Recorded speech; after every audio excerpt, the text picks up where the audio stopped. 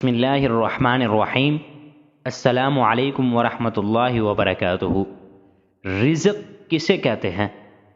صرف پیسہ اور مال ہی رزق نہیں، بلکہ قرآن اور حدیث کی روح سے درجہ ذیل چیزیں بھی رزق میں آتی ہیں۔ نمبر 1، ایمان کی دولت، یہ بھی رزق ہے۔ نمبر 2، نیک اولاد، یہ بھی رزق ہے۔ نیک اولاد، جب انسان مرتا ہے تو وہ نیک اولاد اس کے لیے دعائیں مغفرت کرتی ہے۔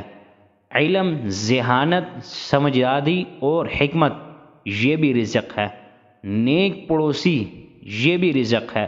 صحت، عافیت اور اعضاء کی سلامتی، انسان بیمار نہ ہو، اس کے جسم کے اعضاء سارے سلامت ہو، اس کے ہاتھ ہو، اس کے دونوں کان ہو، اس کے آنکھیں ہو، وہ پاؤں پر چلتا ہو، اس کے دونوں پاؤں سلامت ہو، اس کے دونوں ہاتھ سلامت ہو، یہ بھی رزق میں شامل ہے۔